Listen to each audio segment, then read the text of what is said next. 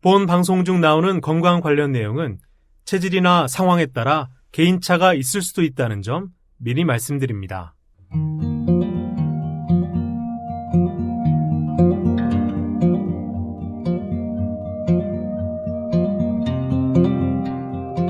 안녕하세요 청취자 여러분, 건강유정 유창희 원장입니다.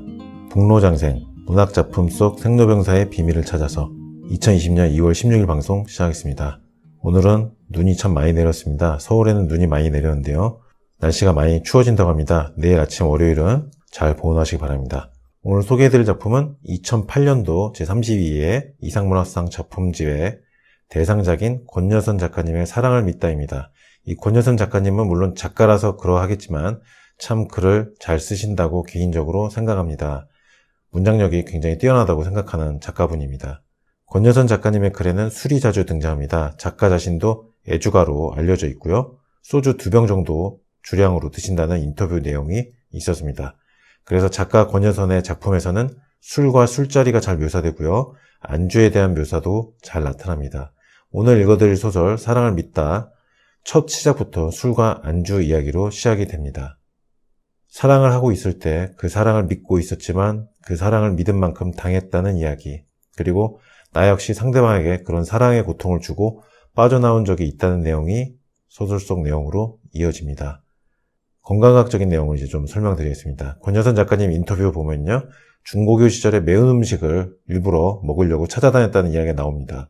권여선 작가님 사진을 보면 냉한 체질의 소음인처럼 보이는데요, 아마도 몸이 차가운, 위장이 차가운 분이 아닐까 예상이 되고요.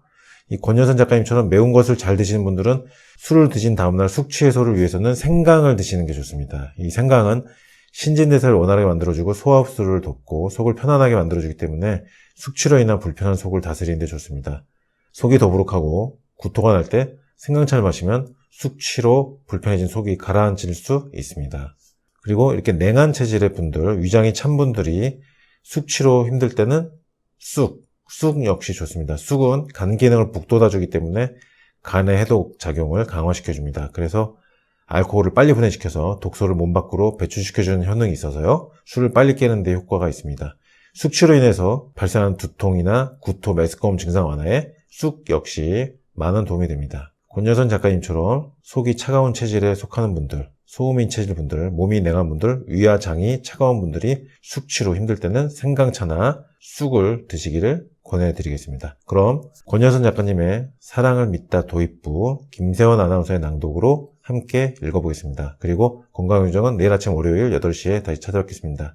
작품 감상하시면서 편안한 일요일 저녁 되십시오.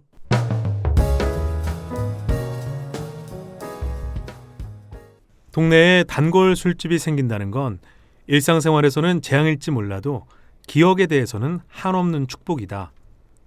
지난 2월 늦은 저녁이었다. 혼자 이 술집에 들른 것은 내 입장에서도 다소 의외였다. 나는 소주나 막걸리를 즐기지 않았고 이 집은 맥주나 와인 같은 것은 팔게 생기지 않았다. 그런데도 나는 문을 열고 들어가 자리를 잡고 술을 시켰다. 주문한 안주가 나오기 전에 김치와 나물들이 나왔다. 제대로 들어왔다는, 아니 제대로 걸려들었다는 느낌이었다. 밑반찬만으로 술을 반병 비우기에 부족함이 없었다. 그 후로 이 집은 내가 이틀이나 사흘에 한 번꼴로 들르는 단골 술집이 되었다. 빈대떡에 막걸리, 찌개에 소주, 몇 가지 나물들과 김치를 늘어놓고 혼자 술을 마시면서 하는 생각이란, 맞아, 그때 그런 얘기를 했었지라든가 왜 그랬을까 그녀는 하는 식의 소소한 과거사이다. 이 집에 발을 들여놓는 순간 나는 미래에 대한 불안이라든가 당장 해결해야 할 시급한 문제로부터 자유로워진다. 이곳은 내게 오로지 기억, 그렇게 속삭이는 장소가 되었다. 천천히 술을 마시다 보면 홀연 난 놓고 기억자를 모르듯 기억 속에 내가 뭣도 모르고 살아온 모양이 환등처럼 떠오른다. 현실의 시간은 밤이지만 이곳에서 나는 기억의 한낮을 산다. 요즘 내가 그 땡볕 아래에서 기다리는 인물은 숨겨둔 단골 술집처럼 나는 남몰래 마음에 두고 좋아하지만 그쪽은 이제 나를 한낱 친구로만 여기고 있었을 한 여자이다. 기억이란 오지 않는 상대를 기다리는 방식이며 포즈이기도 하다는 걸 나는 이곳에서 배운다. 사랑을 잃는 것이 모든 것을 잃는 것처럼 절망적으로 느껴지는 때가 있다. 온 인류가 그런 일을 겪지는 않을 것이다.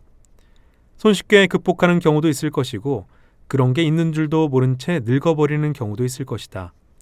드물게는 상상하기도 끔찍하지만 죽을 때까지 그런 경험만 반복하는 사람도 있을 것이다. 어떤 삶이 더 낫다고 말할 수는 없다.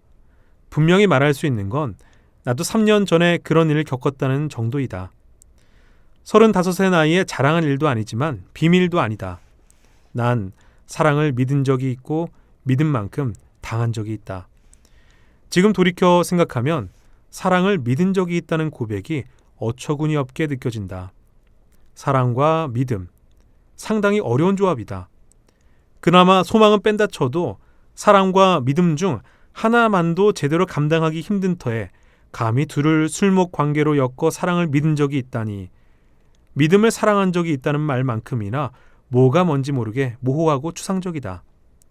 나처럼 겁과 의심이 많고 감정에 인색한 인간이 뭘 믿은 적이 있다고? 티컵 강아지가 드래곤을 대적하겠다고 날뛰는 것만큼 안쓰럽고 우스꽝스러운 경우가 아닌가. 인생을 살다 보면 까마득하여 도저히 다가설 수 없는 것으로 보였던 것이 의외로 손쉽게 실현 가능한 것으로 여겨지는 때가 오기도 한다. 나 또한 그런 순간에 들렸던 것뿐이다. 더 기가 막힌 건 앞으로 살다 보면 그런 일이 또 찾아오지 말란 법도 없다는 사실이다. 그렇다고 우산이나 상비약을 챙기듯 미리 대비할 수도 없다. 사랑을 믿는다는 해괴한 경험은 유비무환의 정신으로 퇴치하거나 예방할 수 없는 문이 벌컥 열리듯 밖에서 열리는 종류의 체험이니까 두 손 놓고 고스란히 당할 수밖에 없는 고통이니까. 하지만 가장 기막힌 경우는 따로 있다. 언젠가 내가 누군가의 문을 벌컥 열고 들어가 그런 고통을 안겨주고 유유히 빠져나온 적이 있다는 사실이다. 그 당시에 나는 그런 사실을 전혀 몰랐다. 그렇다고 해서 내가 저지른 죄가 가벼워지는 건 아니다. 몰랐기 때문에 몰랐다는 사실까지 나의 죄에 곱절 가중된다. 다른 사람도 아니고 그녀의 사랑을 몰랐다는 발등을 짓지을 죄까지 말이다.